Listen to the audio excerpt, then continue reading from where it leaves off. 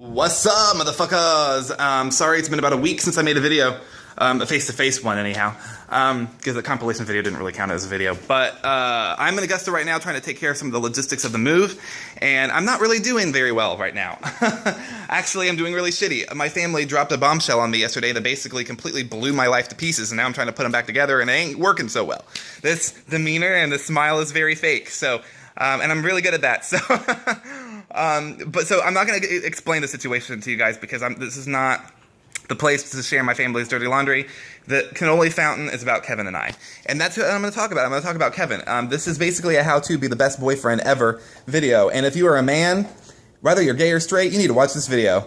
Because I have never experienced this level of dedication in my life by anybody I've ever been with, male or female.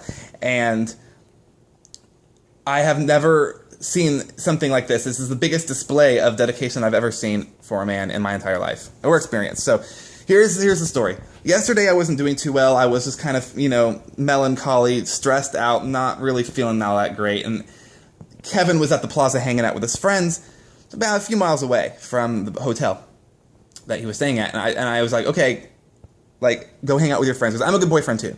I'm not going to pull him away from his friends because I'm having a bad day. I was like, we'll talk when you get back to the hotel, and we'll just, it'll be fine. But then I got the news. I collapsed onto the floor, crying, hyperventilating, couldn't breathe. I could barely text Kevin. And I was like, look, I need you to get someplace where I can call you because this is an emergency. And what does he do? Well, first he texts me back, and he's like, babe, my phone is at 3%. And I'm like, oh, fuck. And I'm like screaming and crying and throwing shit across the room like it wasn't pretty. So then about 5 minutes later, as I'm sitting on the couch, just like rocking back and forth in a ball of doom, I get a phone call, this random number, and I'm like, what? And normally I never answer phone numbers that I don't know who they are, but something was telling me to. So I did, and it was fucking Kevin. And I immediately I'm like, oh, baby, I'm crying, and he's crying, and we're both, because I explained to him the situation, and he's like, oh my God, and he's like, we're both freaking out. But he was there for me the entire conversation. He found a fucking phone when he knew that he couldn't use his, and he found a phone that he could talk to me with. And he didn't leave. He did not leave until he knew that I was calm enough to get off the phone. And during that conversation, the most amazing thing that he could have done happened. And because when he gets back from Italy, we're supposed to spend like 6 days with each other, and then he was going to go on a cruise with his family that's been planned forever. And immediately, I didn't even mention it or anything. He just said, fuck this. You need me? I'm not going on that cruise. I'm going to spend as much time with you as I can. And now, of course, I objected immediately. I was like, babe, no, go on the cruise with your family. It's already paid for, blah, blah, blah, blah. And he's like, nope, not going. And he's like, I already messaged my dad. I'm not going. And I'm like, oh my God, I have never had a man, anybody, who would choose me over a fucking cruise. What? That just was so crazy to me. I never thought that I would ever experience anything like that. And I did. I'm just bewildered by that. And then it gets even better because then he after his friend needs his phone back, he finds another fucking phone that he can borrow for an hour or so while he's walking back from the plaza to the hotel, and he uses that phone to message me on Facebook while he's on his way, and just to make sure that I'm okay and that we're talking and we're having conversations. And then he gets home, or to the hotel, and he realizes that all of his stuff is packed up in another room where they're already asleep, because he just threw it in there because they were in a rush. And he's like, well, nope, fuck this, because he knew that I was upset and that I needed him. So he didn't care that they were sleeping. He knocked on their fucking door, and he got his shit out so he could plug his computer in and talk to me on Face, the Facebook FaceTime thing. And we talked. And I was like, I'm like, what the fuck? He's literally doing everything he can to show his dedication to me and how much he knew that I needed him.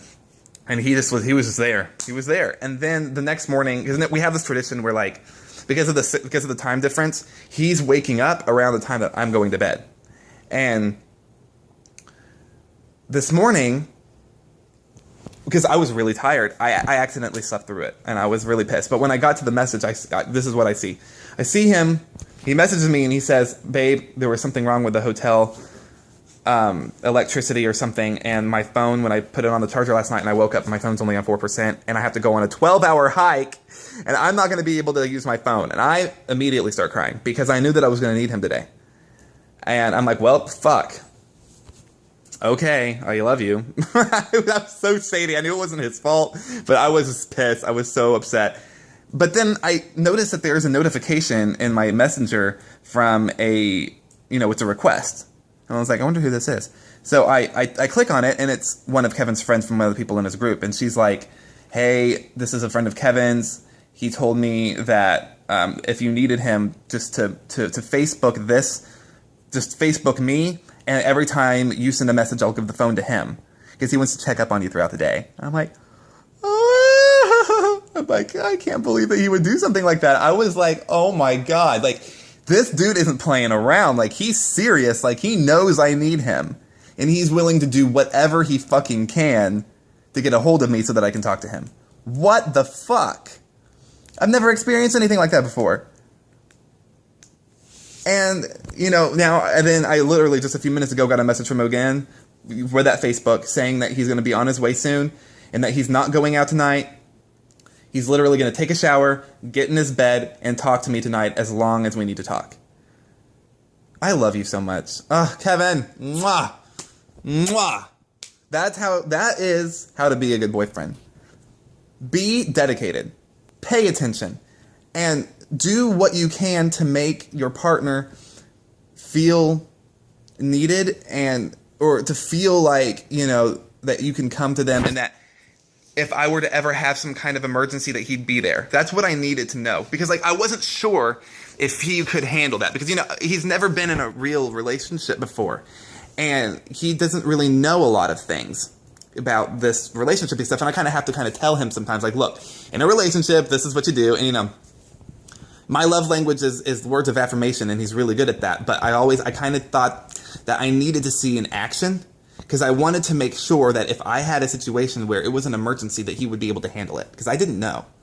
But yesterday proved to me that he could handle it. It was like this instinctual response for him to make sure that his man was of good sound mind. And bitch, it worked. And if you are a man, I don't care if you're gay or straight, you need to take this story and you need to take notes. You need to write them down. You need to be like, okay, this is what I got to do to be a good boyfriend because holy shit. Best Boyfriend of the Year award. Best Boyfriend of All Time award. I've never experienced anything like that, and I'm so happy and so blessed to have him in my life. I'm not going to lie, as much as I did object at first to him saying that he didn't want to go on the cruise. I'm very happy that he's not, because that means that he gets to help me move to Augusta, and I get to spend more time with him, a whole extra week or so before he ends up, before everything happens with college and everything. So we get to spend more time together this summer. And I'm very, very, very, very, very, very happy about that. So I'm not going to lie. I only objected a little, but I didn't once he said, I already messaged my dad. I'm like, oh, okay, well, I guess that means you're not going on the cruise. And I'm not going to lie. I'm kind of happy about it. So, because I do need him. I'm not going to lie. And I'm not going to say look, I can handle this myself. I can be alone. I know that I can't, and I shouldn't be alone right now. So him being there for me like that is just the best thing that anybody can possibly do. And I'm going to stop talking. My Ritalin is kicking in, so I'm just going to keep rambling until I stop talking. So basically, Boyfriend of the Year award. Mwah, I love you, baby. And I also love all of you who are watching. So just have a wonderful day and blah, blah, blah, blah, blah, blah.